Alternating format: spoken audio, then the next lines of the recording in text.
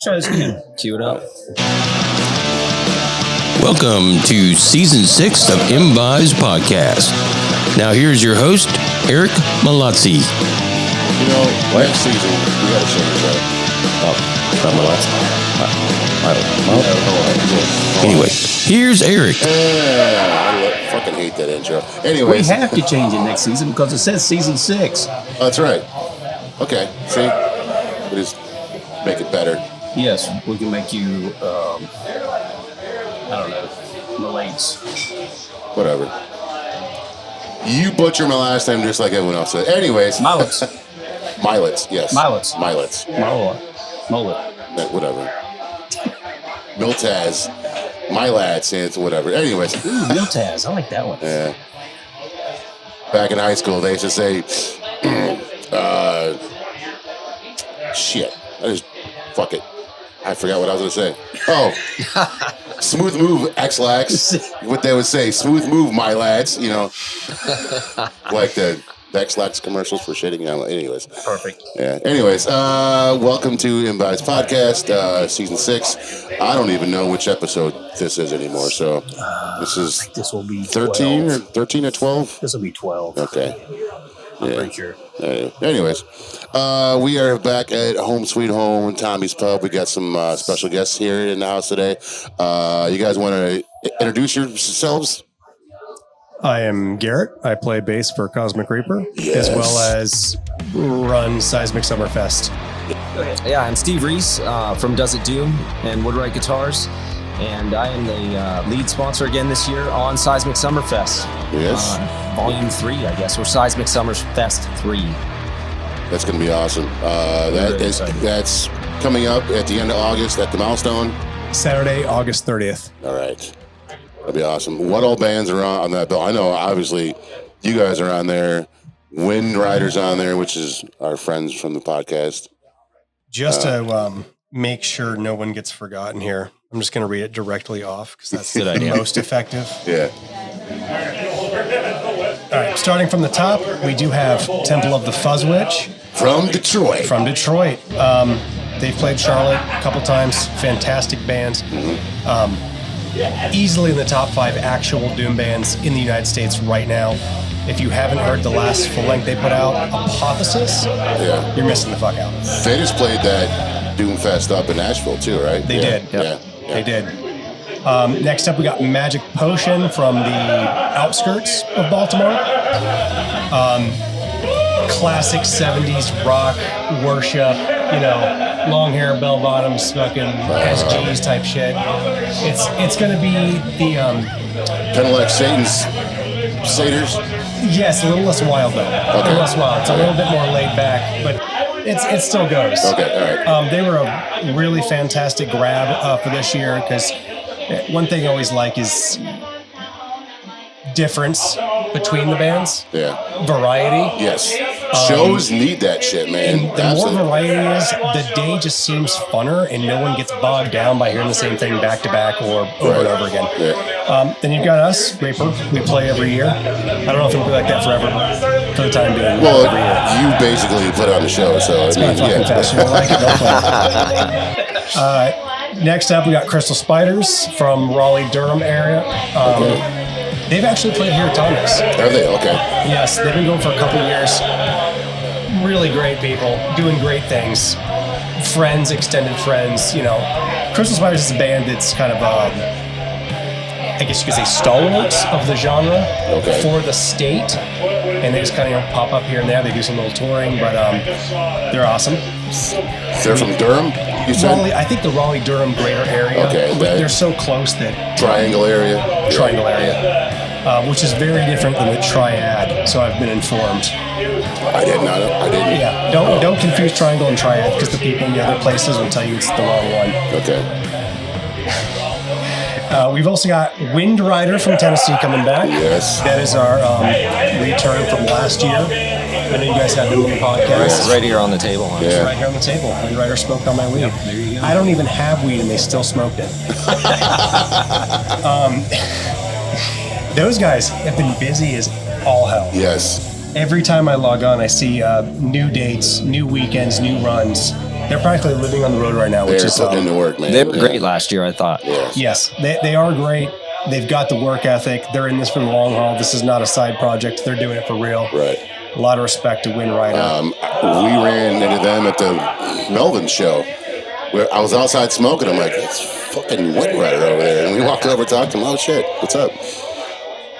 After that, we got Orenda from my hometown of Roanoke, Virginia. Great bunch of boys. They're returning from year one. They play like old school, like classic 90s doom. It is not the thing that a lot of people do now. It's great. It's not wannabe Weed Eater. No. They totally worship the obsessed. Playing Model Ts, I guess. Model Ts, yeah. The Les Pauls, that whole type of deal. So definitely don't miss.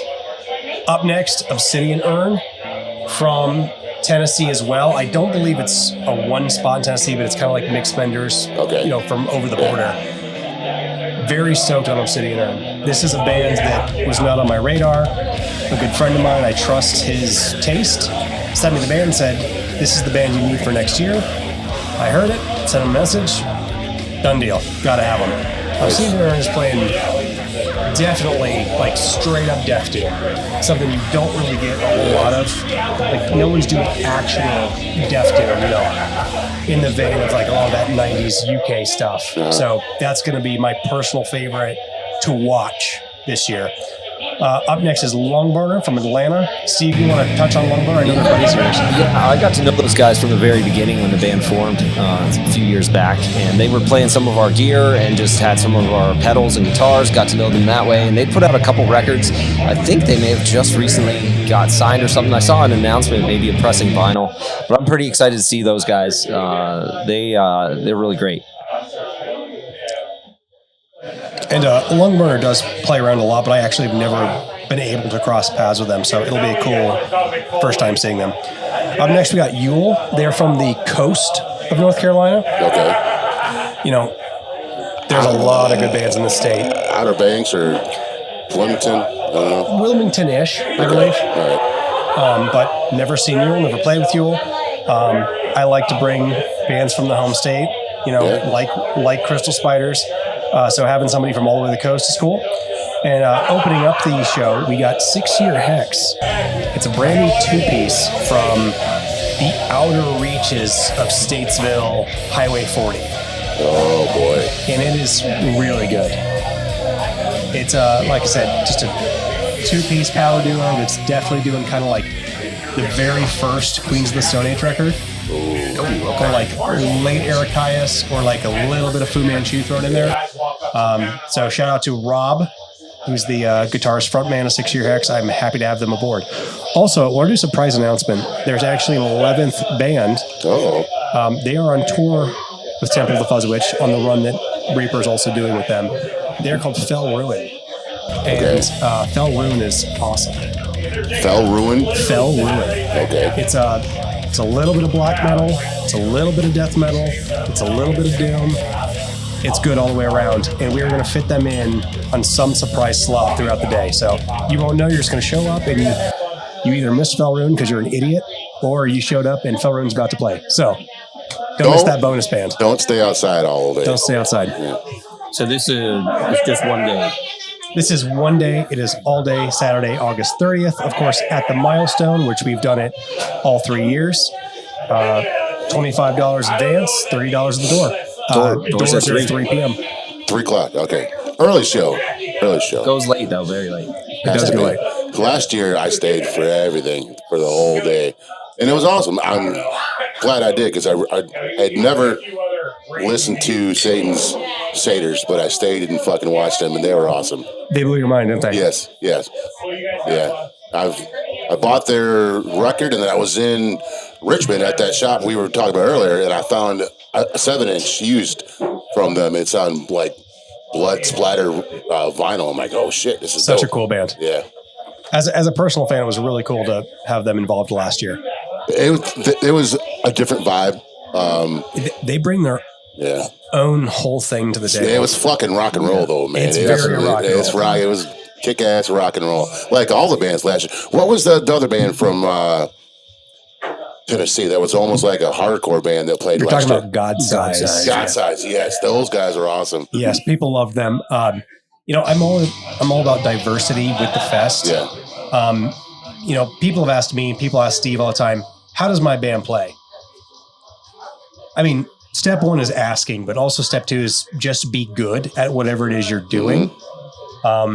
Be out there, be active, right? Be out there, be active. Someone's going to notice. People know that I do this. They know that Steve's involved.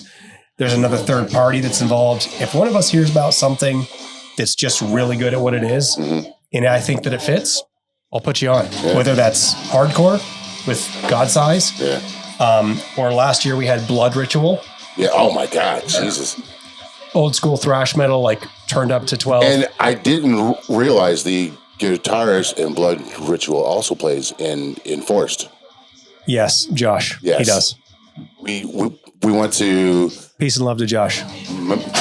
Municipal Waste 25th anniversary show, and we're watching Enforced play. I'm like, wait a minute, that's the dude from Blood Ritual up on stage. Oh, okay. He plays in two bands. Yeah. The guy's an animal at guitar. Yeah. Oh, yes. Yeah.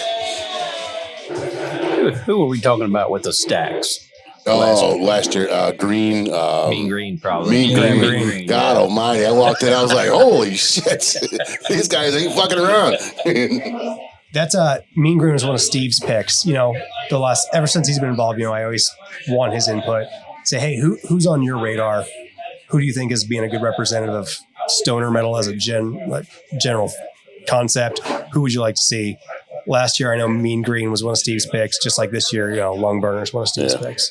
That's awesome. Yeah, I think Mean Green's from the Boone area, I believe, right? Yeah, and, they kind of play sludge metal. It's their own take, and they've evolved quite a bit over time. It seems kind of getting more jammy aspects in there. It's pretty good.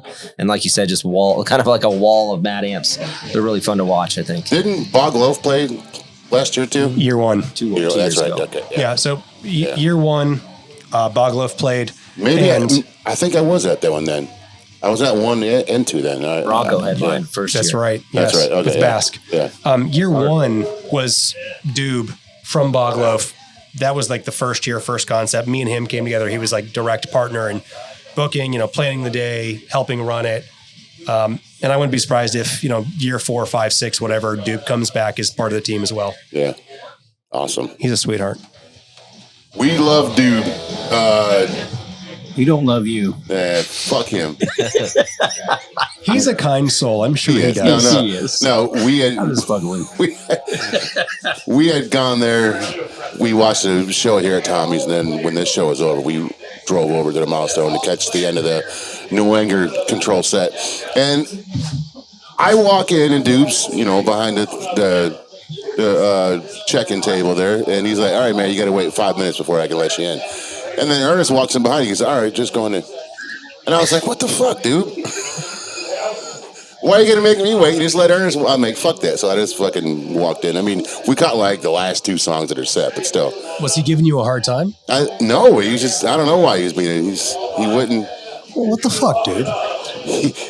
He was gonna make me wait until the show was over to let me in. All right, man. It's all right. I love Doob. I love Layton. I love all those guys in Bogloaf. It's funny. They've been awesome. If Ernest and I are at the Milestone together, people think we are Bogloaf. It's happened. It's happened. It's happened multiple times. So, hey, you guys are Bogloaf. No, we're not Bogloaf. I don't know what the take on that is. That's a touchy subject, but just know that I do think it's funny. Yeah. We thought it was funny. Yeah. It is funny. You be Doob, I'll be Layton. He looks more like Layton. Yeah. Okay. I was gonna say I ain't going.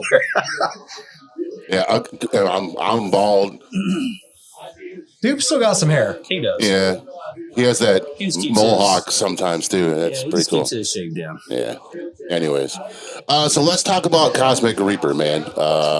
You guys formed in 2017? So yeah, right about 2017. Yeah. We played our first live show 17 or 18. It was 6 years ago, like as of 2 weeks ago. Okay. So whether that's 6, 7, I don't know how many years it is. That's 6 years? 18, 20? My math is not that great. 2 more years, you guys will be together 10 years. It's weird. I don't know how it adds up, but I do know that you our can do a first 10-year live performance was 6 years ago. Okay. Now, we were a band probably a full year, maybe year and a half before that. Okay. And it was just this, like, we just couldn't get out of the practice space. We just didn't feel it was good enough. We didn't have shirts. We didn't have recordings. We just didn't know what to do with it. It could have kept going forever for all I know. Yeah. I know you've had Joe / King Cackle on the cast. Oh, yeah. That's our boy, man. And Joe put us on our first show. It was with King Cackle, and he said, "Hey, why don't you guys get out there?" So we did, and we played with King Cackle. It's a great show. Love those guys. We've gotten to cross paths with them a couple times over the years. Not as much as you think, both being Charlotte acts, but hey, we love them. We're always down to play with them. Thank you, Joe, for making us stop practicing and get on the stage. That's awesome. Yeah. Joe should be all held up by now. Well, they played with 21-watt Tombstone. 20-watt Tombstone? Yeah. They played Wednesday night. So that's right. Is that a hybrid between 20-watt Tombstone and 21 Pilots? Is that what you were trying to... I fucked it up, yes. Anyways. Did you say 21 watts? Yeah. 21 gigawatts! One for Marty. Sorry. I fucked it up. Anyways, I saw that King Cackle open for him, and he was sitting down playing, so I don't think he's built up yet. Okay. Yeah. Well, at least he can play. Yeah. You know, he wrecked his bike, right? And I didn't even know. yeah. I felt shitty for not knowing. Yeah. He broke his arm. So if he can play, then... I thought he broke his leg. Yeah, his leg. Big difference. That's why he was sitting down. Could be. Because he was playing. Whatever he broke, it's incredible that he's on the stage, and hopefully he's healing great. Absolutely. I need to check in on him. Absolutely. I do need to check in on him. Happy birthday to Jeremy, the tiki master here at Tommy's every Sunday. I'm drinking a Eastside Mai Tai. What are you guys drinking? Or what were you drinking? I had a Sam Smith's cider. Oh, yeah. But I'm probably going to get a Mai Tai next. Okay. I had an NA Guinness. How is that? It's good. Is it? Really It good. seems to be very popular with our guests. Yeah. We have quite a few guests that come on and don't drink, so yeah. It's pretty damn close. Yeah. And you, Ernest, what is I had that? a dark and stormy. Oh, yeah. Make sure you say it right. Copyright. Yeah, right. I don't see a lime wedge on that. What's that? I don't see a lime wedge. Oh, there it was. It's in there. Oh, you know what? It's on the Yeah. bottom now. Yeah. Okay. Just checking. If you're going to call it a dark and stormy, there better be a wedge. Oh yeah, there was. Man, it's almost gone. It goes too fast. It does. When we had Bogalof on the show, I drank 2 of these back to back, and I was like, holy fuck, I'm drunk. Bogalof was fun to have on the show. Didn't say much, but it was fun. It was so hard to talk to. Anyways, let's talk more about Cosmic Reaper.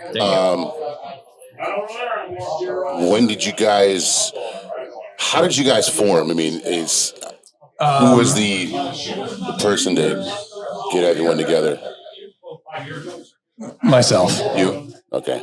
I had, was not doing anything musically, and at the time, and at least in Charlotte, but in the general North Carolina area, I mean, stoner metal as a whole has deep roots here. It does. There are a lot of fucking kick-ass bands and here. I said, that's what I want to do.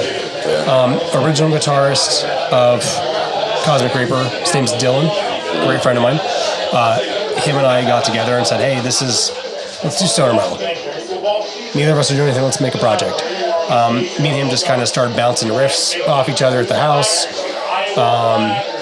To the point where, hey, we've got a little bit of material here. We're probably going to need the rest of the party.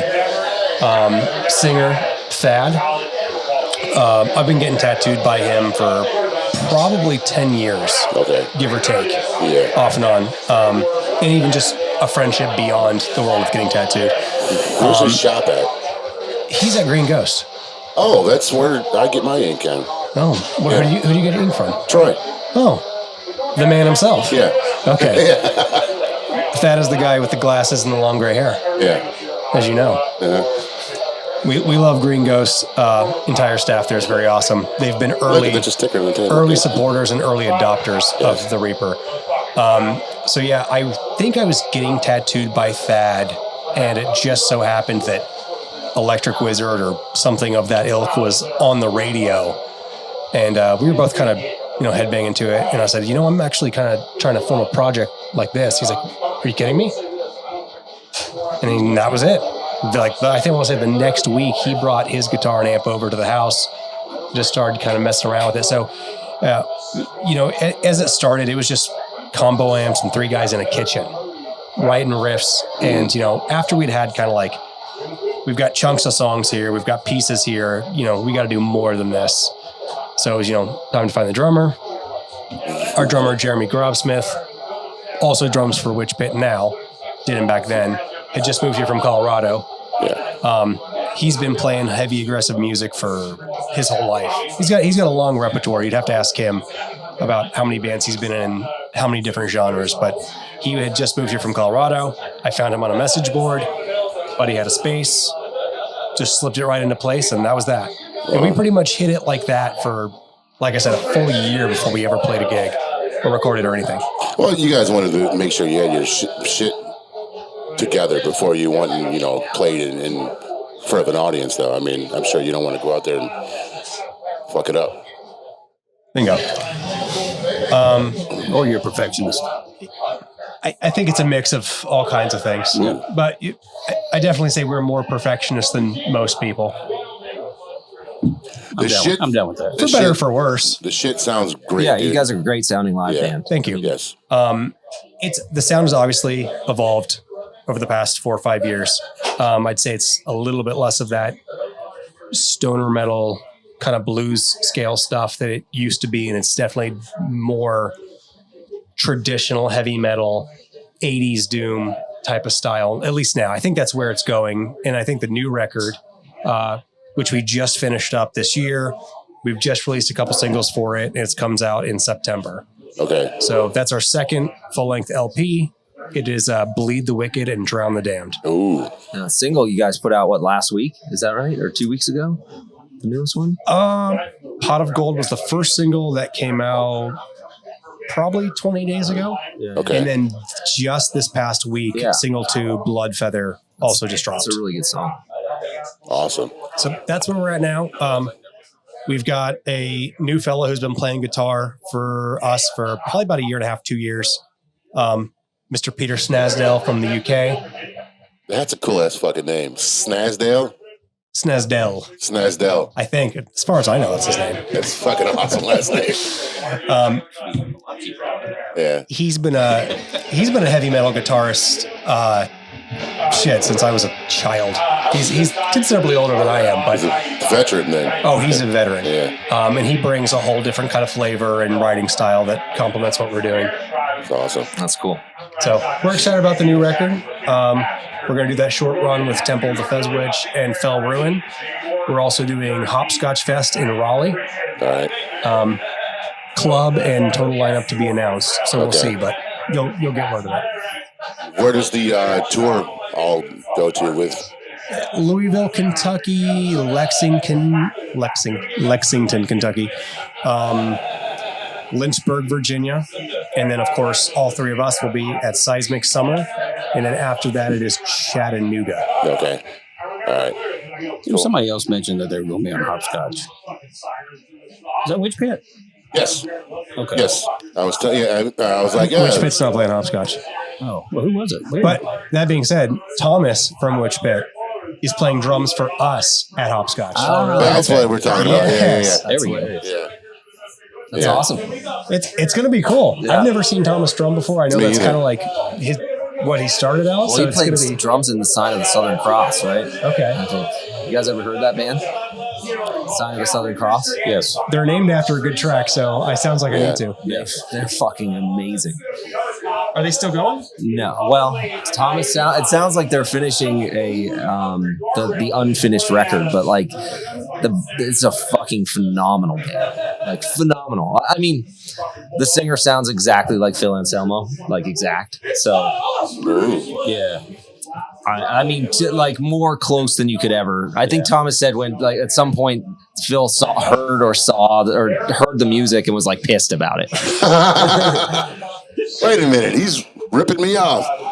But it's phenomenal. The dude's an amazing musician. One thing I really like about you guys is your merch. Well, you guys got everything. Thank you for the patch, by the way. We just got those They patches didn't done. sell out of anything, Thomas. Yeah, fucking Thomas. I asked them for patches or stickers. They're like, we're sold out of everything. I'm like, bullshit. You guys got to have stickers. No, At least Thomas stickers. just didn't bring you something like I did. I know. Yeah. Fuck Thomas. I mean, no. Anyways. You guys press all your shit on vinyl too. I've seen those at shows. Yeah, everything's on vinyl. Yes. See, that's how it's supposed to be, man. I keep telling bands when they come on the show, I'm like, put your shit on vinyl. Everyone buys vinyl now. What made you want to start Seismic Summer? Was it something that you just wanted to make this festival and get Doom Rock back on the map, or did you want to? It was a void or a gap that needed to be filled. Yes. I find Doom Rock shows are heavily populated now. You go to like thrash shows or death metal shows and no one's there, man. They're like, Doom Rock's it right now, man. Which is good. Me and Steve were just talking earlier. Yeah. Attendance for heavy metal shows as a whole is just, it's at a weird place right now. It is. If the genre I play in and happen to like the most is a little bit better than others, great for me. But realistically, it should be even across the board. There should be fans in every single sector, whether it's death metal or, there should be more black metal shows in Charlotte. True, yes. There aren't. Didn't Mafia play last night? At the Mafia, they're a death metal band from Richmond. I think they played the Milestone last night. I was going to go, but that's fucking fell asleep. But yeah. Any subgenre of metal it may be, there should be quite a bit of people coming out to every single show. It's a problem, I think. I don't know. Do you guys think there should be more people at shows? Yeah, like we Yes. said, there can be pretty dismal turnouts sometimes. Seismic is always packed. Last year it was packed. It was hot as balls in that fucking place. I'll never forget. It's hot. All the bands up on stage were fucking dying. They're like, God damn, it's hot. But you guys had like 50 fans blowing on the stage last year, so that was good. There's a lot of fans. Yeah. Both the metal cylinders and the people. Yeah. We have a lot of fans. Yeah. But I'm happy to have Steve on board with it. There's a lot of music events, whether they're big festivals, medium festivals, small festivals, and they all have shitty corporate sponsors. And it's like, what the fuck should I care that the Bud Light or Johnson and Johnson or Johnson and Johnson. I don't know. Yeah, sure. Dude, I don't know what they're involved in, but like if you trace it back, somehow the military industrial complex or shitty people in suits are getting their hands in the wallet of underground music. And that's a fucking problem, no matter how you look at it. Mm-hmm. So having an independent pedal maker, pedal designer, Steve, you can describe what you do better than I can, but because I want to hear all Steve's about got his finger on the pulse as far as people who play guitar, who happen to like this very broad genre of music and all its subsects of it. He makes pedals that cater to them, including the bands that play this fest, including people like me. Yeah. So having somebody who's involved in that kind of DIY underground level is the only type of sponsor I want.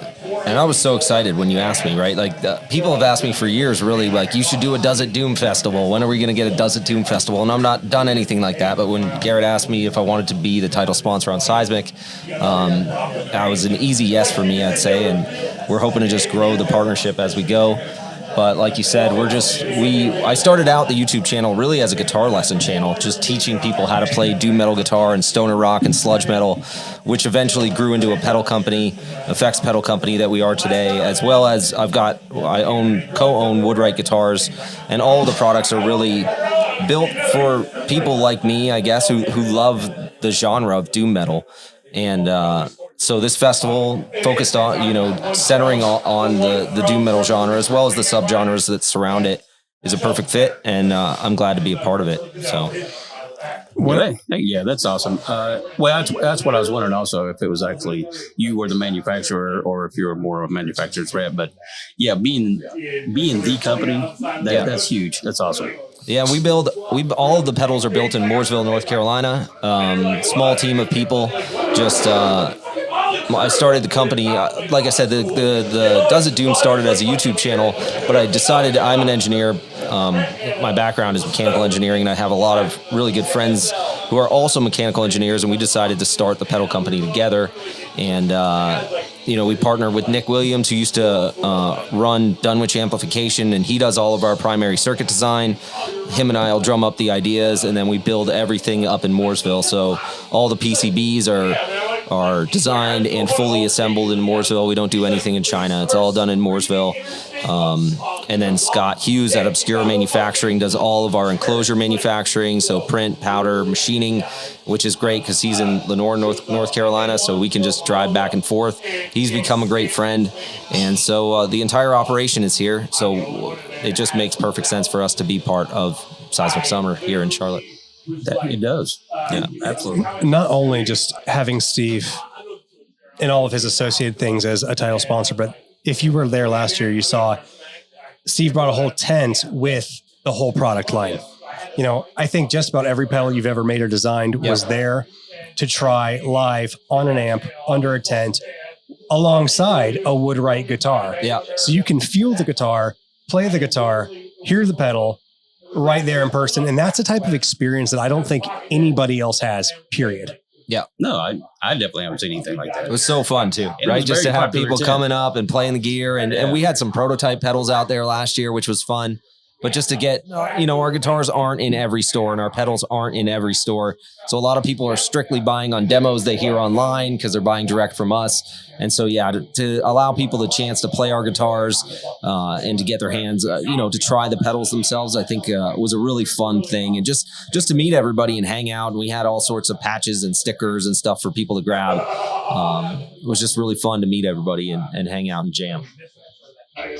Awesome. Steve, can I ask you what your single favorite pedal you've ever designed is? If you had to pick one baby that has a special place above any other. I think for me, it is our Walpurgis, which was the first pedal we did with Nick Williams, which is our kind of Black Sabbath focused pedal, which is based on the old 69 Laney supergroup that Tony ran, or late 60s, early 70s Laney supergroup, boosted with a Dallas Arbiter Rangemaster that's modified. And we did like a one knob version many years back with Nick, and then just recently, within the past, I guess maybe 2 or 3 months ago, released a big expanded multi-knob version. But that was just something that I think for our brand and my love, for Black Sabbath and Tony's playing and even Geezer's playing for all these many decades is just something that has been super fun, and just how good the pedal sounds. I mean, I'm very proud of just how it sounds. I've got the super groups, I've got the Rangemasters, I've probably owned 3 vintage super groups and a shitload of Rangemasters, and really I just typically just plug that pedal into a power amp because you can play it at low volume, which is a true super group is fucking loud as shit. Are you talking about the big ones in the box? Like the box is like this big? The pedal? Yeah, or the Rangemaster. Oh, the Rangemaster, yeah. They're like the amp top units. They're like in a box. This thing's like the size of a shoebox. Yeah. It's not even a pedal. Like you can't press it with your foot. It's just this big fucking VHS that sits on top of your box TV. I mean, not literally, but Rory Gallagher used them. With a fucking hammer. Brian May used them. Everybody was using them in the late 60s. They were just kind of a boost, very primitive boost, treble boost, really. And now they're super, if you try to buy a true, authentic Dallas Rangemaster, it's like $2,000 or so, just for the amp top thing. Because of who played them, right, and how rare they are. But there's lots of clones out there. But we didn't want to just do a Rangemaster. We wanted to build the supergroup in there so that you could really have the tone in a single package that would cost a couple $100. And it amazes me how close it sounds to the real rig and just how easy it is to use. It's Sabbath in a box. It's Sabbath in a box, yeah. And it was just kind of crazy, the timing of everything. Like when it came out, we put it out probably like 8 weeks before Back to the Beginning. And then of course everything with Ozzy passing away over the past couple weeks, which just has been the worst news ever for me personally. God damn, that sucks, dude. It's fucking terrible. I've never been so sad about a celebrity or person I did not know dying as Ozzy Osbourne dying. Yeah. Ever. Yeah. I was shocked. I mean, it was. I think he waited until after that last concert, and his body just finally said, "All right, I'm checking out." It's like he had his own funeral. So I saw someone say that. It's like he lived through his own funeral in a way. It's just and that crazy. lineup that they had for that was just fucking amazing. I mean, all the bands that played it. I wish I would have bought the pay-per-view to watch it. I didn't watch it. I watched it. Yeah, I didn't see it yet. We can only hope that there's going to be a full deluxe DVD set. Yeah. Yes. I hope so too. I'll buy it first day. I did pay-per-view it. Yeah. I had to watch it in pieces. Same. But it was incredible. Festival that day and didn't get to watch it. It's crazy. I'm hoping they have like maybe even rehearsal footage of Sabbath, because I heard Tony or Geezer, one of them say that they were rehearsing in a studio. And so I've not heard this anywhere, but I'm like, if they were rehearsing in a studio, they did those angelic sessions during the 13 era where they recorded in studio. And so I know they prepared 6 or 7 songs for this show and only did 4, obviously. So, which, hey, I'm appreciative of everything Ozzy gave us. Yeah. 4, like at the 4th one when it was done, I was just like, oh God, give me. You can tell he give was me one that more. way. Just He give me wanted to keep just going. give me 2 more. He wanted to get up and Oh yeah, he wanted to stand up. I didn't up think he and wanted to be done. I was Sharon, like, he wants to Sharon go. was like, no. But I mean, if Sharon has anything to do with it, there will be a DVD. Oh, yeah. No doubt. Outside of Ozzy or Sabbath, what was your single favorite performance / song of all of Back to the Beginning outside of them two? I haven't seen all of them, so. Steve? From the, I thought the Changes by Youngblood was really pretty crazy. Not pretty bad. Awesome. I thought it was heard, cool. What did Tobias Forge cover from Ghost? Arc at the Moon. Yes. That was also very cool. Yes. I'm a recent Ghost fan. See, we get mixed reviews and mixed emotions from Ghost on this show. If you asked me 5, 6, 7 years ago, I would have said, fuck that band, they suck. I think that what they're doing now is much better than what they used to do. See, it suits them. I'm complete opposite. It's just really big produced 80s stadium metal. They are trying to be arena rock now. And it's awesome. Yeah. The arena rock is way better than what they used to do. See, I like the satanic shit. I liked it. I loved it. Satanic. Yes. I mean, everyone's like, oh, there's... Well, it's funny.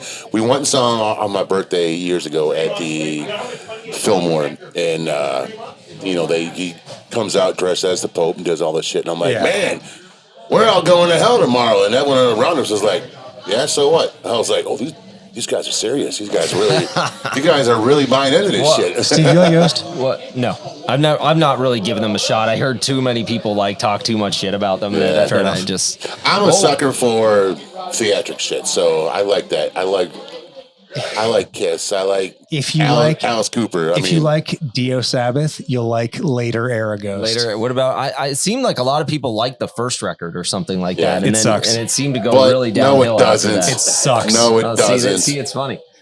But now Ghost is really getting known for all their covers. Like their albums, all their songs are cover songs now. No, that was the early shit. They were doing all the covers, which was just another reason they sucked. What was your favorite from Back to the Beginning? Favorite performance? Hands down, Pantera doing Planet Caravan. I thought that was awesome.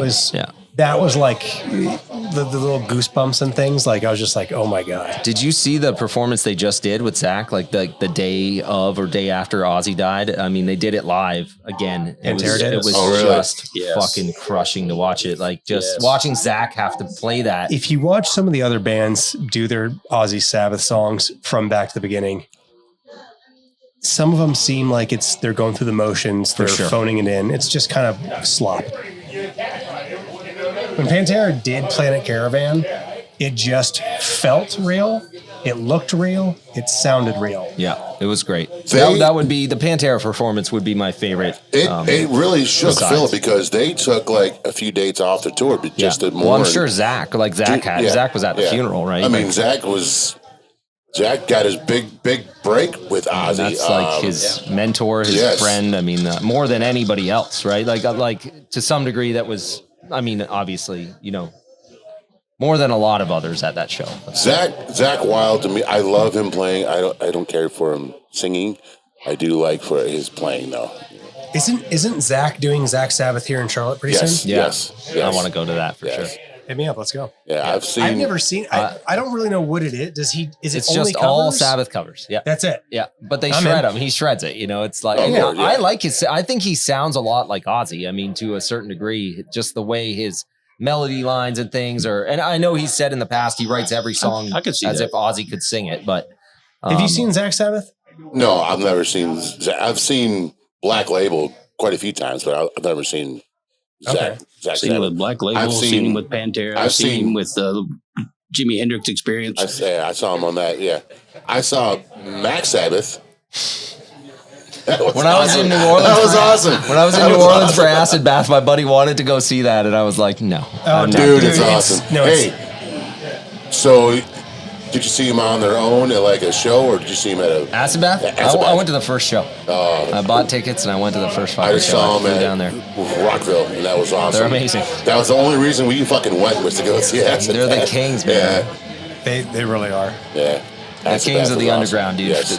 For as much shit as they've had to go through with all the suppression of their music, and just to have somehow probably have 500,000 monthly Spotify listeners, if not more, at this point. Yeah, it's just kind of crazy. It's kind of insane. You've got this band that didn't perform for 20 years, 28 years, and like their just numbers are through the fucking roof. I never thought I would ever have a chance to see Acid Bath. Same. And Dax had said no over and over and over and over, and he wasn't doing it. I think all of us had just decided, well, I guess it's just never going to happen. Yeah.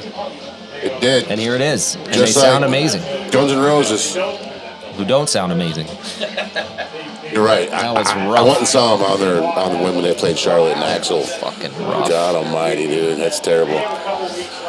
I mean, Guns N' Roses have done a lot for rock and roll, but I mean, geez, Axl shouldn't have. I don't know. I did like their song choices at Back to the Beginning. I thought they Axl's? I thought they was cool. So I didn't like the way but I liked the choices. Right? Yeah. They did the songs they picked. Junior's Eyes were some of my favorite songs. Not Junior's Eyes, but they didn't Axl Rose and whatever that amalgamation? Didn't they? They're the ones who did National Acrobat. Someone did Never Say Die, didn't they? I don't know. So like, nobody did a National Acrobat. No one did National Acrobat? I don't Acrobat? think so. We'll have to fact check it later, but someone did National. I thought someone did, or maybe it was just Sabbath, Bloody Sabbath, which is my favorite Sabbath song of all time. It's incredible. I love the Anthrax cover of that too on the I'm the Man EP. They do it. Are we live checking? Yeah, I want to check. I'm pretty sure someone did National Acrobat or Sabbath, Bloody Sabbath, and I want to say it was Axl, and I was just like, this is the guy that had to do my favorite song. I should have gotten you a drink. I'm sorry. Yeah, you should have. I'm sorry. You suck. It says they did the songs that I don't know if this is true. It's All Right, Never Say Die, Junior's Eyes, and Sabbath, Bloody Sabbath, which are cool choices. Interesting choices. They're not, It's All Right. Did it? I actually like that show. I mean, I like that song. I didn't see the full Guns N' Roses set. I'll be honest. I was kind of like. What's weird is that it wasn't Guns. It was this super group thing. Yeah. So like the guitarists and the drummers and the bassists were all leaving, coming back, so on and so forth. And then just Axl just stayed there doing Axl. Yeah. But yeah, Metallica doing Johnny Blade was cool too. Again, I didn't love the performance, but I loved the song choice. You like Johnny Blade? I don't really, but I just like that they did that. Like that's obviously like a horrible choice and a horrible song. But I just love that they did it. Just such an obscure song. Oh my God! Somebody had I'm to gonna do play it. I've been learning it over the past few days. I'm gonna do it on the channel. That you had all these amazing acts, and they're doing the final thing. Somebody made the deliberate choice to do Johnny Blade, and someone else made the deliberate choice to do Junior's Eyes. Dude, I just love that. Out of every song in the catalog, that's what you chose. Yeah. You've got some brass plated balls. It just is though. Yeah. Picking those songs, man. They're like the deep cuts that nobody even likes. Those are bad cuts. Oh, Somebody man. had to do it, though. I mean, I like those last 2 records. they for the can't record. just keep doing the same songs over and over. Never Say Die is really, really bad. Yeah. Technical Ecstasy has some gems. I mean, Dirty Women's a fantastic song on Technical Is Ecstasy. that? Yes. Yeah. Shockwave on Never Say Die is I amazing. heard that was one of their, like, the band's actual favorite songs was Dirty Women. I mean, they played it reunion era, and it's the only 2 songs the only song off those 2 albums they even touched. They must really like it. Yeah. That's not a bad choice, especially the second half when it really. That is beautiful, Tony Ernest. kills it solo on that. It's a cool song. But yeah, man. I mean, those last 2 records are love or hate. Lots of people hate We're them. taking full advantage of Jeremy's tiki bar today. So, Did you also get a Mai Tai? no, he got another You're getting the cooler cups down there, though. Dark and Stormy. Your cups are all over dark that. and That's stormy. great. Yeah, we got the cool ones. We got the It's very authentic feeling. girly ones. Yeah. We love it. Yeah, the first one I got in a hop, drop, and roll glass. See, That's a bummer. see, I know. That's not what you paid for. dude But this one treats this you is a like total. shit, there we but go. Jeremy treats That me looks like great. family. So, I got it this time. okay, all right. I heard you guys earlier talking about the Misfits and punk rock, and I noticed, I listened to you guys' cover of Havana Affair, and you changed the lyrics.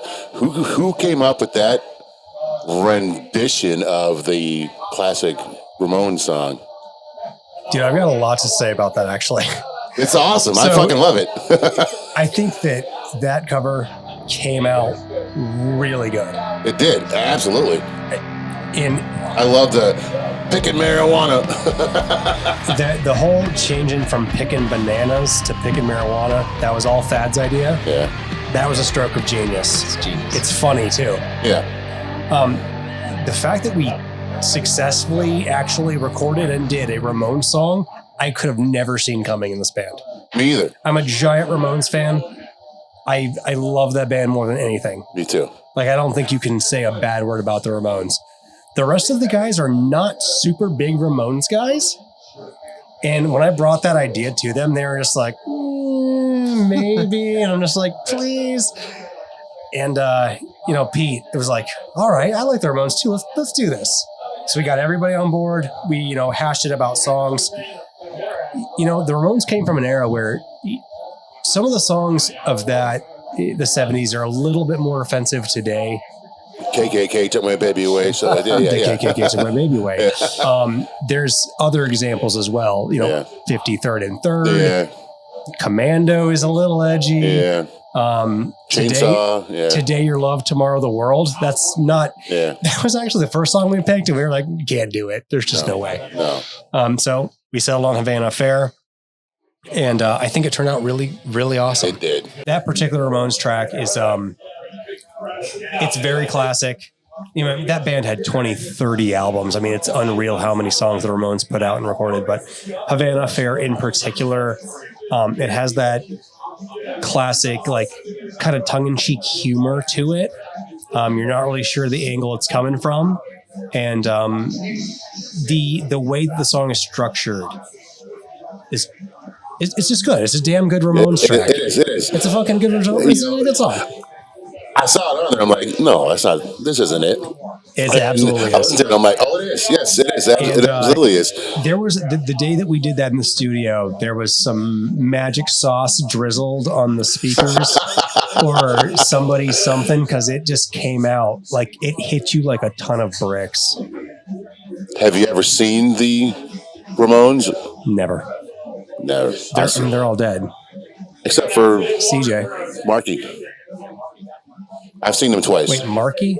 Okay. Well, I know the second Marky wave. was the second drummer. CJ is still alive, and Richie Ramone is still alive. Okay. All the second wave, like there's the one Ramone with blonde hair. He's still living, as far as I know. I didn't know there was one. There is a blonde Ramone, and I think it's Richie. I could be wrong. I've seen Marky twice. First time I saw him, and I've talked about this before on the podcast. You guys remember Fat City? That was in. I walked in the door, and I look over. I'm like, "Hey, that looks like Marky Ramone." They're like, "That is Marky Ramone." Him and his band played Fat City. After the show, That's really awesome. But it was awesome. also kind of weird. He was a dick, dude. He didn't want to talk to anybody. after this, he went and sat in his van and just looked for him. People were trying to talk to him. He wouldn't turn his head. He wouldn't say shit to anybody. Like everyone's tossing him their fucking demos and shit, and he wouldn't take it. He just left everything Real behind. quick on that note, Steve, you ever had a bad experience meeting a hero? Probably. I mean, meeting Danzig wasn't the greatest thing ever. Don't meet your idols, yeah. Yikes. But I've had some really great experience meeting some heroes. So tell me about the interaction between you and Danzig. I mean, we were just kids, you know, and we'd go and he would sign stuff after the shows on his bus and stuff. And he would wait for everybody, which is a really nice thing to do. And he would come down, you know, they'd go off stage, he'd be gone for an hour, and then he'd come and sit on his steps and sign shit for everybody. But he would just like, people would bring bootlegs and that's a bootleg, not signing that, you know, hurry up, get it, like just very short. And Yikes. The fact that he did sign anything is kind of, that's kind of impressive. Yeah, but yeah. Like, also, of course, he had to be a fucking dick about but it. he did do it, you know, which is cool. But He's short as hell, too, isn't he? He's like... yeah, he would 5 foot, stand on the steps. Yeah. So he'd be taller than everybody. Yeah. You know? Poor guy. Misfits. Poor guy, what am I talking about? He's fucking rich. Fuck him. Yeah, well... But I do have a bunch of pictures with him from those shows I went to as a kid. Can we get those pictures later to Yes. upload? Yeah, we can. Will you send those in to these guys? Sure. Yeah, watch We need the... pictures of you and Danzig. Yeah, there's lots. There's Watch the episode with Witch Pit, because when Jesse talks about his Steel Panther days, the pictures that he talks about are in the video. And that's what I got. As I saw that he had those pictures sent to you guys. Yeah. And if Steve's got fucking pictures of teenage skateboarder Hellraiser Steve and he's next to fucking Danzig standing on a stair, I need to see that. But also, I think the people need to see that as well. Yeah, we got them. We'll pull those out of the archives for sure. I saw Danzig at Tremont years ago, and this is when Disturbed was just making their break, and they opened for him at Tremont. Wait, Danzig and Disturbed. Danzig and I Disturbed. saw Danzig and Disturbed, so that's a long ass time ago. It was a long time We're ago. talking Yeah. like You went to that? 2000. Wait, you But no, went to that? I saw it in Detroit. But you like that's. I saw it here. Y'all are talking about the same tour. Probably, Yes. right? Yeah. 2000? Yeah. Satan's Yeah. Child Tour? How many times did Danzig tour with Disturbed? Yeah, right? That's what it would have been at the height. I think they Did Dude have a straight jacket on when he came out? Yeah, same tour. Yeah. That's fucking crazy. And it was funny because, you know, Danzig comes out and there's pentagrams all over the place. He's wearing a see-through mesh shirt. the mesh shirt. And I was like, all right, I'm not going to stay for this whole damn show. And I stayed for maybe half of it. And then I was walking out, they're like, hey, dude, he does Misfit songs at That the was end. the Sam Haines show, was it? Or no? No, if he did a Misfit song, he would have done maybe one, like Earth AD or something. At the end, but I wasn't going to stick around and I watch saw him it. do Earth AD as Danzig, like just as an encore. But We were talking earlier, that was my first Misfits album. That's the core of my punk rock days, is that first album. Earth AD is maybe it's overrated, maybe it's underrated. I don't know, but it's fucking good. It sounded like shit, like the first time I heard it. It's so heavy. I'm like, this is for the Misfits. so heavy. Yeah, for the right. Misfits, yeah. It's so fast. It's so aggressive. Like every stroke of the guitar pick is just grinding it in, and that's something you don't get. Like, dude, like some of the early Misfits shit. Like, for example, the song "Cough Cool." It sucks. Yeah, I mean that's like the second song they ever wrote, or the first sucks. I disagree. I love every Misfits song. You like "Cough Cool"? Yes, for sure. I don't know. You're done. I You're love fucking every done. Misfits song. Or at least I went through a period where I listened to that song a bunch. The whole fucking thing. Do either of you have Misfits tattoos? No. Everyone I know has a fucking Misfits tattoo. It's like I've got No. No, all right. I had to think about it. I I do do. have a really shitty Black Flag tattoo, though. I've got one too. You want to see it? Sure. Wait a minute. Really shitty Black Flag Where is it? Never mind. You thought the people thought I was going to do it. Yeah. It is there, but no, we're not going to do that. Is it on your ass? No, but I do have an ass tat. Okay. It's not the Black Flag one. It would actually be cooler if it was the Black Flag tab, but it's just 2 different shaped tattoos in 2 different places. Okay.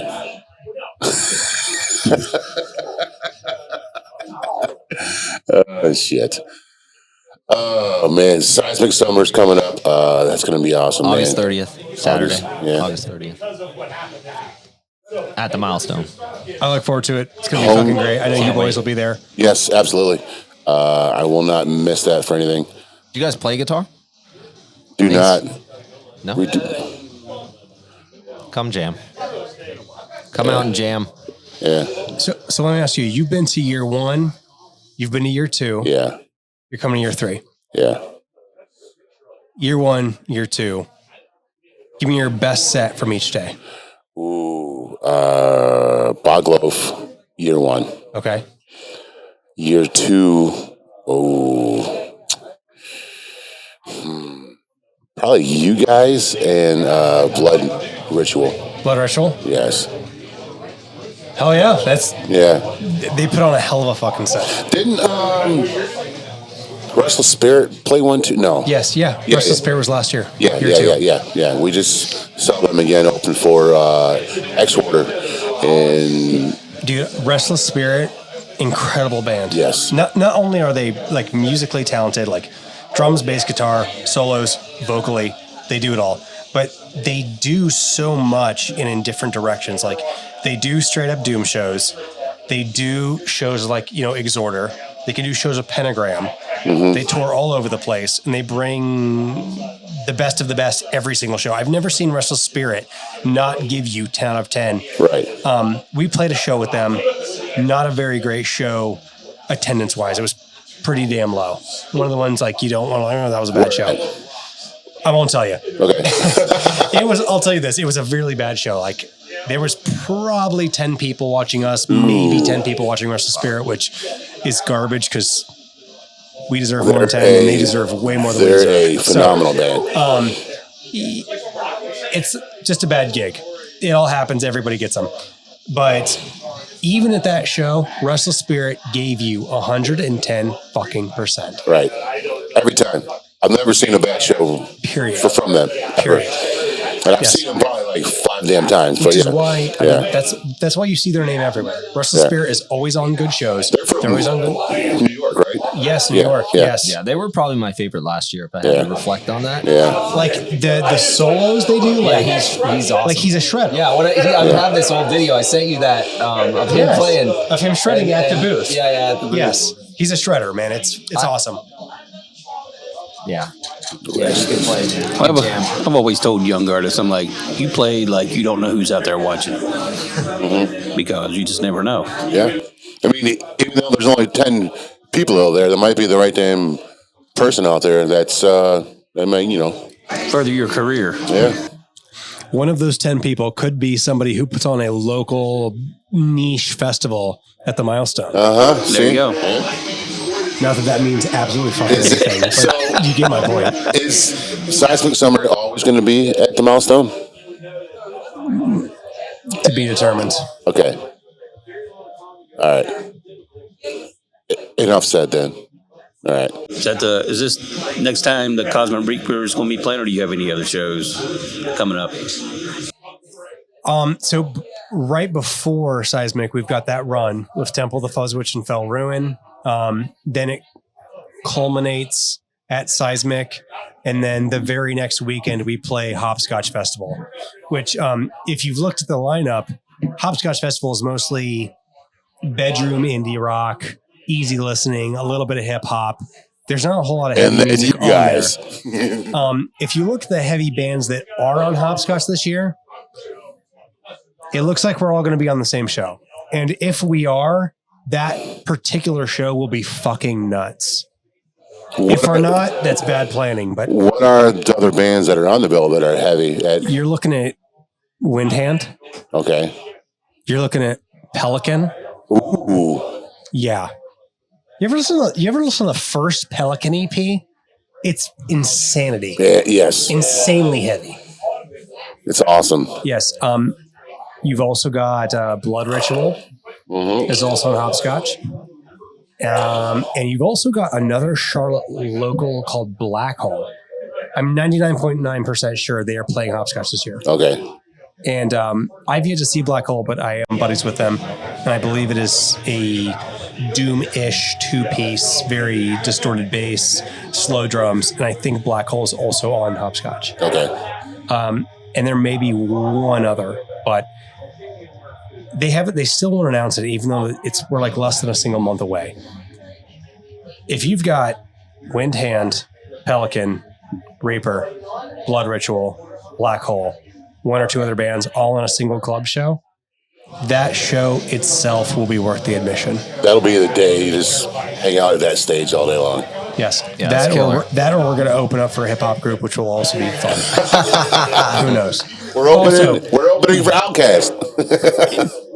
Not necessarily heavy, but my personal favorite cool headliner for hopscotch, and this is not their first year, is Godspeed You Black Emperor. Oh, yo, I just saw them, dude. I just Really saw cool them. band. Yes. I don't know how you describe it genre-wise, but it's really cool, whatever they do. They've got some early records that are really dark. Yes. Really suicidal shit. Yes. I mean in the worst way. So, I mean, it's cool, but it's bad. Like, it's dark They have shit. songs like about vampires and all that shit too. Yeah, it's awesome stuff. It's out there music. It's not really one thing or another, but if you are a metal fan, like, there's a very good chance that at one point you have listened to or liked Godspeed You Black Emperor. Yes. Awesome. Steve, you like them? No. I'll send you a link. I've never listened to it. Yeah. It's somewhere between Explosions in the Sky and Sun. Yeah, I'll check it out. It's weird. It's weird. Don't listen to it if you're in a bad mood. I told you I need to listen to something else here. What are you guys listening to new on the metal scene? Like, what's something that you've heard in the last 6 months that's blowing your mind? One band I've been really wanting to check out and see live, and I don't know how you feel about them, is Alien Weaponry. They're a thrash metal band from New Zealand. Okay. The dude's got like tribal tattoos all over his face and shit, man. And there's like a tribe in New Zealand that has their own language, and they'll come out with like the first few lyrics of the song, and kind of like the Who. The WU. Yes. Yeah. Kind of like them, but they're from New Zealand. I really like them. I've been listening to them a lot. Who else have I been listening to a lot, metal-wise? You ever heard Goat Shaman from Australia? I think they're from Australia. No, I haven't. They're super fucking heavy too. Really good, really down-tuned sludge. Goat Shaman. Yeah, they're pretty killer. They just put out another single, I think, or yeah, check them out. Super Have heavy. you hit them up? No, but they're super. They're in Australia, so If you're into it, make yeah. I mean, they kill. They're awesome. Goat Shaman. Yeah. Can I take 1 second to talk some shit? Go ahead. There's a band from Australia that I fucking hate. AC/DC? No. They're called fucking Dope Smoker. Oh, I've never heard of them. No, I've only heard. There's an Australian band called Dope Smoker. Fuck that. That's so fucking stupid. Have you heard the band, or you just hate No, the name? have I heard the band? Yeah. Or you just hate the name? Every song title, every EP title, every album title is a ripoff of another band's shit. Really? One of those. Yeah. I'm never going to meet them. Sorry. Someday Fuck that stupid you band. will run into Dope Smoker and be like, Dope Smoker, the band. hey, you guys are Dope Smoker, huh? Yeah. Look, if they were in the United States, I'd just shut the fuck up. But they're from Australia. It's like they're never coming here. I'm never going to meet them. They're never going to come here. If you're that unoriginal with your name, your riffs are probably just as equally unoriginal. Spoiler alert, they are. Dope Smoker. Fuck them. Fuck them. I'm sorry, Steve. I mean, I've never heard them. Yeah. Now we're not going to. Yeah. I might have to check them out. It'd be really funny if you actually plugged the band and play it anyway I'm sorry. in the fucking podcast, like actually play one of their songs. Our next guest on the show is actually Dope Smoker from Australia. Dope Smoker, the band. Yeah. All the way from Australia. They're coming up here to do the podcast. No. We're going to do it online. Well, hey, I'm ready. They can come Yeah, right box after me. them, we're having Spinal They Tap. can come fight me like a fucking kangaroo if they want to. But Speaking of Spinal Tap, we need to go see that new Spinal Tap movie, dude. Yeah.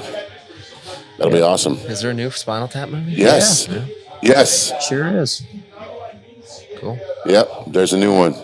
We did an episode on Spinal Tap season 5, and I stuffed a cucumber in my pants, and halfway through the episode, I pulled a son of a bitch. It was funny. I was trying to walk through the fucking venue with a cucumber in my pants, trying to make sure it didn't fall out of my fucking pants. No one knew. And halfway through the fucking episode, I was like, hold on a second. Something's bothering me. that is funny. Yeah. Pretty good. It's not easy walking around with the fucking 2-foot-long cucumber in your pants, trying to fucking make sure it doesn't fall out when you're walking around. However, I did get some ladies smiling at me, though. Like, oh, my God, what the hell is that thing? Yeah, those were guys. Yeah. Whatever. I don't care. It's some Marine Corps guys. Yeah. Hoorah. What happens in the Marines stays in the Marines. I mean, Ernest spent some time over there. He knows all I about worked with it. an ex-Marine. He drove a golf cart through a glass wall. Why? Like can completely tell. sober. Like he just couldn't figure out how to drive a golf cart, and he drove the golf cart through a glass wall. Oh. He's probably like a bird. You couldn't tell that it was. This is a real story. This isn't a joke. Like he really did that. I mean, I've seen people walk into glass walls. Yeah. You're driving a golf cart. You're coming to a glass wall and thought that's not a wall, and just hit the gas. It's kind of weird because went all the way through it. you would think there'd be structure around the glass wall, like it wasn't just a glass wall in a green pasture, right? So, Hey, he's a sweetheart, and he's now a local PD officer. Nice. So, if you're driving in a glass car, be careful. So, 2 final questions. And we kind of touched on this a little bit. I know of Sabbath. What music influenced you to want to play music? What bands got you into playing fucking metal? Well, there's 2 answers here. It's who influenced me to play music and who influenced me to play metal. Music, straight up, it would have to be punk, and it's probably either the Ramones or, specifically as a bassist, Anti-Flag. I don't know if you've ever listened to Anti-Flag. Oh, I mean, there's some shit going on There's some shit right now. with the bands, but Yeah. the bass player, whatever the fuck his name is, the bass work on those early records is insane. Yes. The bass does far more than what the guitar does. It's constant bass solos.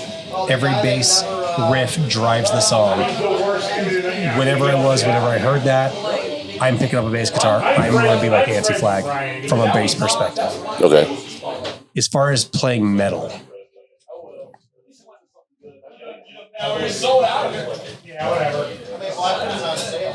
that's kind of tough, but I think that the most realistic answer is Crowbar. that's a great answer. You're not the first person to say that. And here's why: is because I didn't know what Crowbar was. I bought the album probably pretty young, probably somewhere between 16 to 19. Okay. And I bought Time Heals Nothing, brand new in the plastic, for like $5. Never even knew what it was or anything. I Just had bought no it. fucking idea. That's so fucking cool. Doing that shit, Just dude. came home and put This on. was an FYE, was still a record store, and my buddy used to come over. He'd spend the night. We'd watch skate videos, play PlayStation 1, PlayStation 2, whatever it was, and we would walk a full mile to the FYE with whatever money we had saved up from lunch money or mowing lawns for that week. And we would buy albums based on what does the album cover look like? Sure. Because, dude, for a long time, that's all we had. What does the album cover look like? What does it look like? There was no Spotify. There's no YouTube back then. Yeah. And, if you didn't have no money, you'd go to the discount bin at FYE. And in that discount bin was fucking Crowbar's Time Heals Nothing. That's sweet. and there was pillars. It was like hand drawn and shitty, but kind of good. It was like this. It just fascinated me, and I'm buying that. We walked all the way back. I think that same trip we also bought Dragon Force. Believe it or not, this is right before like the Guitar Hero fame. It was just like flames and shit. So I think I got Crowbar, I think I got Dragon Force, and I think I got like some like weird Boston street punk, maybe like the Ducky Boys or Dropkick Murphys or something. I don't know. We get back to the house, the basement, we got the home stereo, and we put in the Crowbar album, and mind blown instantly. Instantly, first track opening up, just like the down tuning. I didn't know you could even fucking down tune a guitar. Yeah, that's fucking cool. I don't know how I didn't know how to achieve that sound, what Crowbar sounds like, but like, I remember taking it like just the year or two later, we all started getting cars. And you also remember that when your friends start getting cars and you have your CD case? Yeah, of course. Yeah. And you bring your CD case in your buddy's car and you're going to the mall or a show or cassette tapes to some sketchy girl's house. There was definitely CD cases for me. Okay. I had fucking 8 tracks. You had your CD. I had tapes too. I had cassette tapes too. You had your CD wallet. You took it in your buddy's car and you showed him, hey, here's what's cool I got this week. He showed you, here's what's cool this week. And that's what you did. And I remember like my buddy was driving like his mom's minivan. 4 or 5 of us going to something or other. And we put in that fucking Crowbar record. And instantly it was just like, everyone stops talking. No one's talking because the music is so interesting. Awesome, yeah. It's so heavy. It's so story. weird. And we I remember my one friend, Steve, was just like, he was laughing. And it's like I'm so confused right now. This is so sick. Yeah. How did I not know this is a thing? So cool. My answer is Crowbar. Nice. Steve? Yeah, I mean, getting me into music, I picked up a guitar because of Nirvana, Kurt Cobain, for sure. That's why I picked up a guitar. And then getting into metal was, I guess, if you consider the Misfits thing or the Sam Hain Danzig. Yeah. It was through Danzig that I discovered Black Sabbath, which really changed my entire life. So, and from that band, somehow discovered Down. And Down to the second record that came out, I usually say that's what brought me to doom metal. That record, I think, came out in 2000 or something, 2002, 2000. That's a hell of a all-star band, too. Yeah. And all the guys were in all the interviews, like Phil and Pepper and Kirk and Jimmy, they'd have St. Vitus shirts or Pentagram shirts on, or talking about Witchfinder General, talking about Pentagram, talking about St. Vitus, talking about The Obsessed, and just I loved Down 2 and the NOLA after that, but I got into it through Down 2 and started to dive into all those bands. And not only that, but also Crowbar and I Hate God and COC. And so that Down 2 is the album that brought me to the entire genre. And so, and I mean, that album itself is phenomenal. COC's my shit, man. Amazing. I love that they're from Raleigh. I love that they're a North Carolina band. COC. You're on a bill coming up. Yes, so I don't know if you guys know. Priest. Yeah. With Priest and Alice Cooper, yeah. I want to go to that. Wild show. Yeah, I'm going to that show, definitely. So we've talked about this before in the podcast. Every time I've had a chance to see Priest, something's happened. So this is finally going to fucking happen. So I did miss. Is this at out in Concord? At the outdoor stage? I don't know. PNC. Is it? Yeah, out in Concord. Yeah. I've seen a lot of really good shows there. I have too. But Like, it's always a good time. You I can get cheap can't seats. stand being on the fucking lawn. I love the lawn. Fuck the lawn. I like the lawn too. No, I like the lawn. It's I've awesome. never been on the lawn. Dude, every think I've show I've mostly seen at been on the PNC, I'm on the lawn. I get the tickets last minute. They're typically $20 to $30. Yeah. You go, you get fucked up. It's great. You're on a blanket. You take your shoes off, sit and on the something blanket. great happens. Next question. And everyone gets this confused, so I'm going to be clear. What are your favorite cover songs? You can only do 1 or 3. I always ask for 3, but I always get 1. Not that you've done, the other bands have done.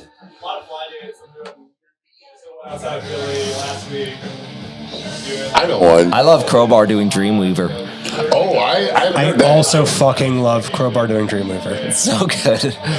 It's like, you know what? Jimmy told me one time that when Kirk and him started Crowbar, like the idea was to play love songs, but make them super fucking heavy. And it's like, that's kind of what they've done, you know? But that song with Kirk singing, it's just so amazing. Okay, I've got one. It's mine. Okay. I don't know if it's my favorite of all time, but it's the one I've definitely most listened to the last 5 years. Okay. Maybe less. There's a one-man project from the UK called Devil's Witches.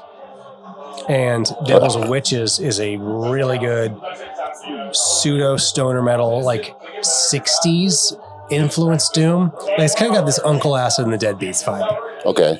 Very good. If you haven't heard it, please listen to it. He did a Kate Bush song called Army Dreamers. Really? I don't know if you like Kate Bush. I don't know if you've ever heard the song Army Dreamers. Yeah. But his version of that is, God, it's fucking good. Oh man, I'll have to check that out. Like it's next. I mean, I'm answering with that answer, so it must be fucking good.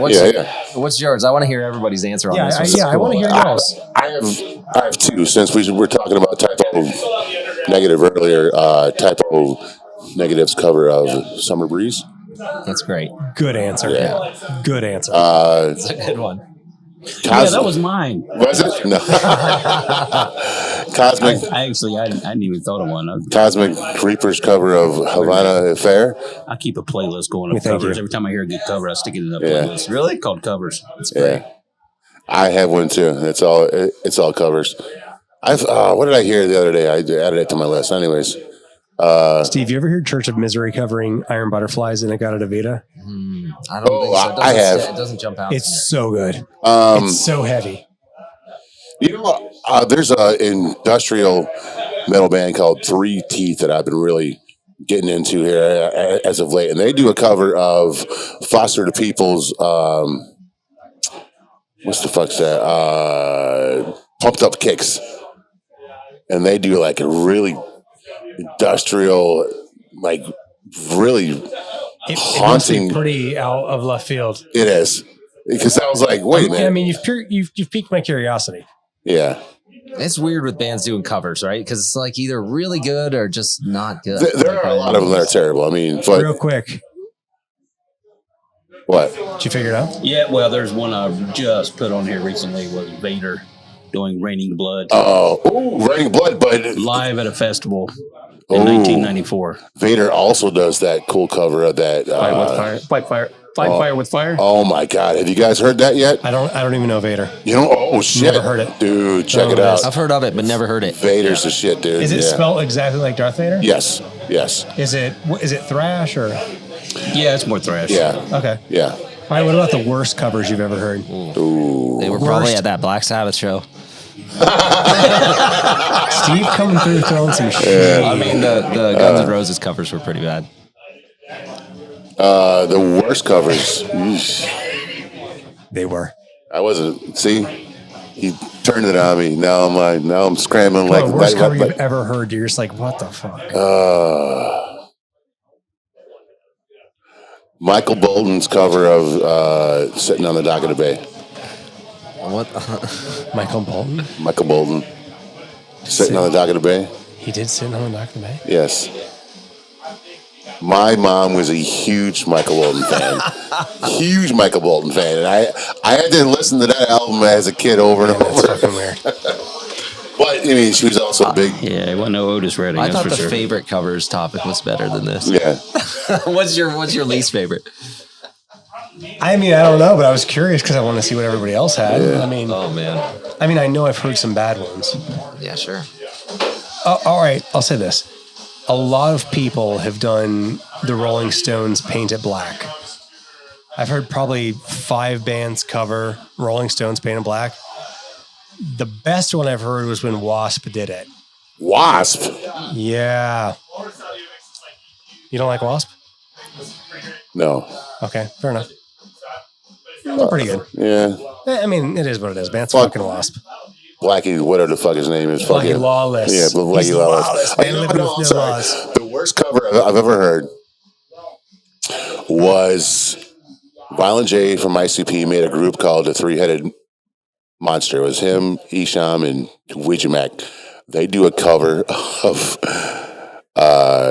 Gangster's Paradise? No, Possum Kingdom by the Toadies.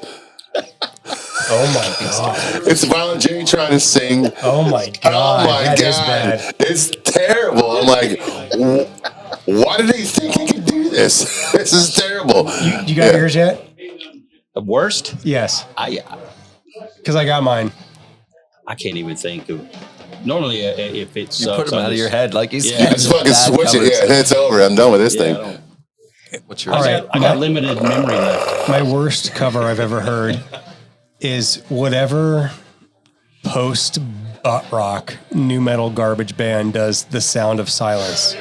I think it's Disturbed. Disturbed. Yes. Yeah, that shit is fucking bad. My dad's ashamed. He loves Disturbed. God, that shit sucks. He got booed at the Black Sabbath deal. Good. Fuck him. Yeah. Wait till you hear me cover Johnny Blade on Instagram this week. That might be your next It's going to worst. happen. Got a new champion for worst. But I do have a. So you have think another that you're bitch. going to unseat the singer of Disturbed? No. That's Doing the worst cover That's ever? That's a terrible cover. That guy sucks, and that's a terrible cover. Shout was also terrible. Their cover of Shout. God damn, that band sucks. Disturbed. Oh, well, The guy looks like he got in a bad fishing accident. What's the cover Adultery did? Probably also The Sounds of Silence. No, it was. I was like, I think he did Bruce Springsteen. I was like, oh my god, this is awful. I hope he didn't do Bruce. I hope he also did Bruce. I was just telling Steve how much I love Bruce Springsteen. I was not expecting that, by the way. I'm a huge I was Springsteen not fan. expecting that. You want to talk Springsteen for a whole nother hour? Sure. I love Bruce. Dude, Ghost of Tom Bruce. Joad. Good God. That's a great album. I heard from an old That's timer. like a sleeper album. Like, not many Bruce fans actually like that album. I love Ghost of And Tom then Rage's cover of that was fucking phenomenal too. It was weird. I don't know that I love it or hate it. I think I'm indifferent to it. Rage is fine. I like Rage, but they did the microphone. They did they also did a cover of African Bambaataa on that record, and I refuse to acknowledge African Bambaataa anymore, ever again. He was a fucking pedophile, so sorry. That sucks. Yeah. I did hear that Springsteen on the Ghost of Tom Joad tour came to Charlotte and played Bojangles Stadium, and Yes. I heard that it was sold out and it was incredible from an old Charlotte old head, Yes, which is awesome. When I first moved down here, my parents moved down here with me. Oh, sorry, I moved down here with them, and he came through town on that tour, and they went and saw him here on that tour. At Bojangles. Yes. Must have been incredible. Yeah. I saw him again. He did somewhat that same tour when he did the Devils and Dust tour, and it was just Also him. a good album. It was just him by himself up on stage with like a small band, and he closed the set with Suicide's "Dream Baby Dream," and I was like, "Oh my god, this is awesome, dude!" We've got two non-Springsteen Yeah, I'm boys in the just house. zoned out over I here. can I tell don't know the way what you guys any are of this looking. shit is. With that dead-eyed stare that you guys don't like Springsteen. Again, I don't not necessarily not like. I just do. I have no idea. I was raised on Bruce, so I love Bruce. Dude, you know how many times I fucking have cried to Bruce Springsteen for no reason? Like, it's just irrational. Oh, like, I have too. Like, you just had one too many fucking beers, Fuck you, Ernest. and you've got a head on the table listening to Bruce Springsteen, and something strikes you that I'm going to cry to this right now. Mm-hmm. It happens. Yeah, maybe. Anyway. I've been there. Anyways, You've been there too, right? I have. Oh yeah, You've cried to Springsteen. I have. Okay, yeah. thank you. Yeah. I got a huge bitch from the last show I went to. What? What? What? What you saying? The last show that I went to. Did I tell you about that? No. The Summer of Loud? I once again missed Kill Switch Engage. Yes. Anyways, Everybody was phenomenal. Well, I'll say Kill Switch Engage and Parkway Drive.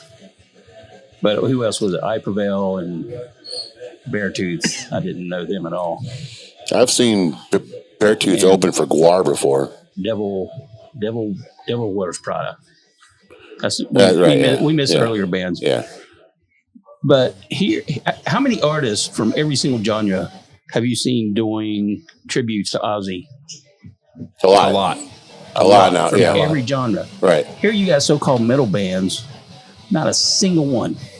Really? Not No a one did single one? Nobody even mentioned him. Wow. And then, well, to make things worse, Beartooth was a headliner. I guess they rotated who was headliner. Yeah. So all of a sudden, the lead singer, like I said, I'm not familiar with Beartooth at all. He goes, "This one's for Ozzy," and I'm like, "Finally." Yeah. Some fucking kid that was there named Ozzy was his first show because he brings him out on stage. Are you fucking serious? That's just weird. I'm like, "Are you kidding me?" I'm offended. I'm Yeah. offended. Yeah. Got up and walked out. Yeah. Good. That was like the time I went to see Saw 5 with my dad, and he got offended and walked out. Left you there? Did he leave you or what? Every show, some kid brought their grandpa, and he was well into his. Oh, that wasn't a kid. She was up there too. I mean, Dude, she was 70s. He was probably 90s. He was sitting there with his amazing. fingers in his ears, going, It's funny thing, she takes him out, I guess, to the car. She came back. Yeah.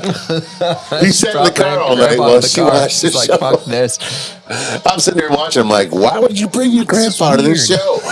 Yeah, but she's like dressed nice and stuff. I'm like, I think they may have been friends or family of a band or something. I don't know. Yeah. oh yeah, by the way, That what's could going on make with Hatebreed? There's some kind of lawsuit. Well, I don't know. Lawsuit. I'll have to get more details. Anyways, Next time. that Hatebreed show was fucking phenomenal, though. I mean, all the bands on that bill night, Slapjaw, fuck, who else was there that night? Wait, what did you just say? Slapjaw?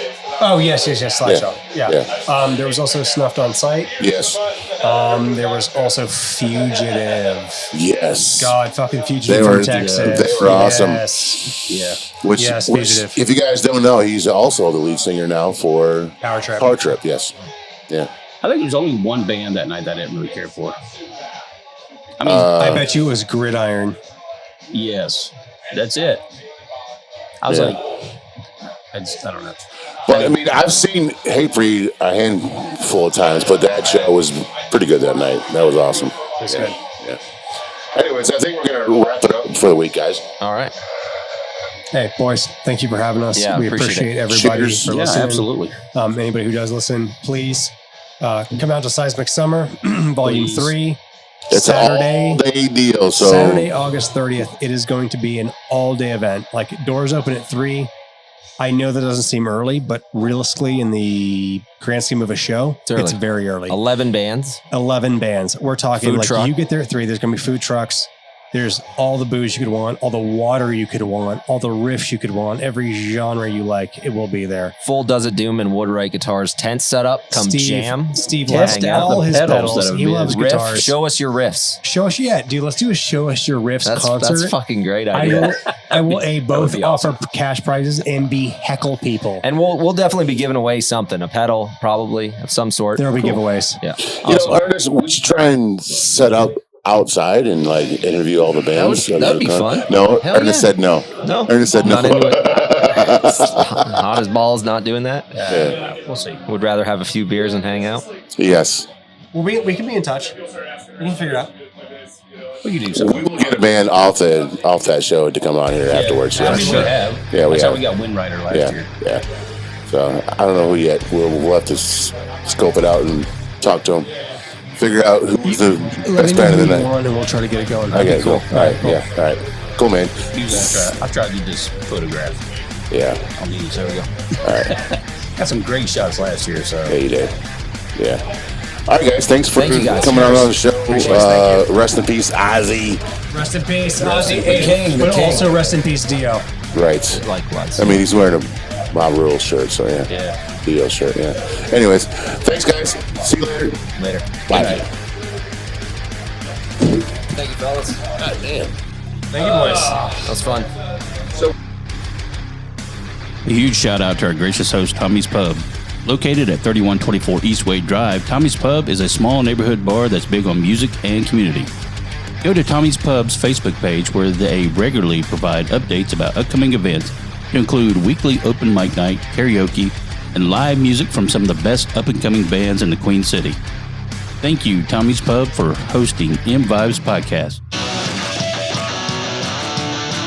Thank you for listening to M-Vibes Podcast, home of good music, good libations, and good vibes. Please like, rate, and subscribe to M-Vibes Podcast on your favorite listening platform. Follow us on social media and subscribe to our YouTube channel. All are at M-Vibes Podcast. M-Vibes Podcast is in need of sponsorship. If you'd be interested in sponsoring the show or just an episode, email us at mvibespodcast@gmail.com for more details. Email us at mvibespodcast@gmail.com if you'd like to be a guest or have an idea for a guest we should interview. Opinions and views expressed by guests are not necessarily the opinions or views of the Imbibes team or BWM Productions.